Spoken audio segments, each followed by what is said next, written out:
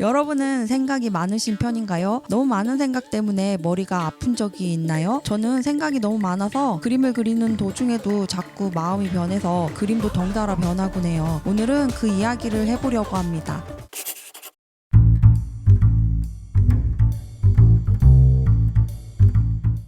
안녕하세요. 그림 그리는 누리입니다. 우울하고 무기력한 삶을 꽤 오랫동안 살아오던 저에게 유일하게 흥미로운 것이 하나 있어요. 바로 물생활입니다. 수초 속에서 노는 작은 새우와 물고기들을 바라보고 있으면 마음이 정말 편안해져요. 그림을 제대로 그려보고 싶은데 도대체 무얼 그려야 할지 모를 때 그냥 제가 제일 좋아하는 물고기를 한번 그려보기로 했습니다. 창작을 하는 방법이라는 게 있다고 해요. 그 중에 하나가 작은 대상을 크게 확대하거나 반대로 그려보는 거예요. 저는 겨우 3-4cm의 작은 이 램프 아이를 130cm의 캔버스에 아주 크게 확대해서 그렸습니다. 물고기를 그리면서 계속 바라보고 있으니까 슬슬 여러 가지 생각이 밀려왔어요. 늘 내 존재에 대한 의문으로 가득해서 우울했는데 이 작은 물고기는 그냥 바라만 보고 있어도 즐거워져요. 생각해보면 난 이 물고기에게 왜 사냐고 의문을 품지 않는데 왜 난 나에게 왜 사냐 늘 다그치는 걸까요? 우리는 똑같은 생명인데 말이죠. 그런 생각들이 그림을 그리는 내내 떠올랐습니다. 그림을 다 그렸는데 이대로 끝낼 수가 없었어요. 그림이 너무 단순하고 아무런 의미도 없는 게 마음에 들지 않았거든요. 여기서 갑자기 저는 그림에 큰 변화를 주었습니다. 창작의 두 번째 법칙, 바로 서로 다른 두 가지를 합치는 거예요. 물고기 머리에서 나뭇가지가 마구 뻗어나오는 걸 그렸습니다.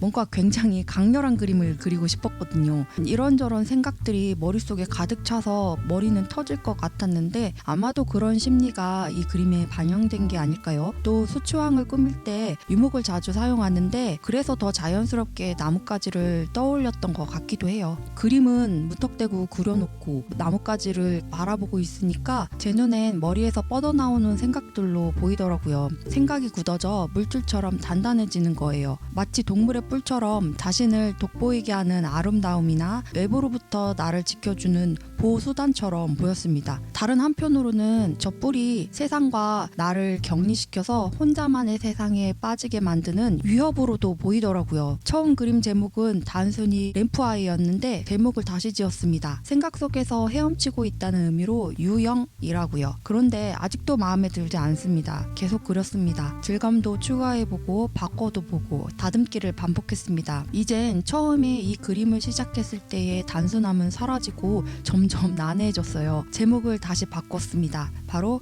과대망상 물고기입니다. 그림을 여기까지 그리다 보니 그냥 이 그림이 저에겐 망상에 빠진 사람으로 보이게 됐어요. 바로 나 자신이요. 그림에 과도한 의미를 부여하다 보니 이런 기괴한 모습까지 오게 된 것 같았어요. 생각은 적당히 해야 좋은데 너무 과도해버리면 어느새 망상이 되는 것 같아요. 그리고 그 망상이 굳어져 버리면 내 자신을 해칠 수도 있어요. 저는 물고기를 그린 게 아니라 온갖 부정적이고 복잡한 생각들로 가득 찬 나를 그렸던 것 같아요.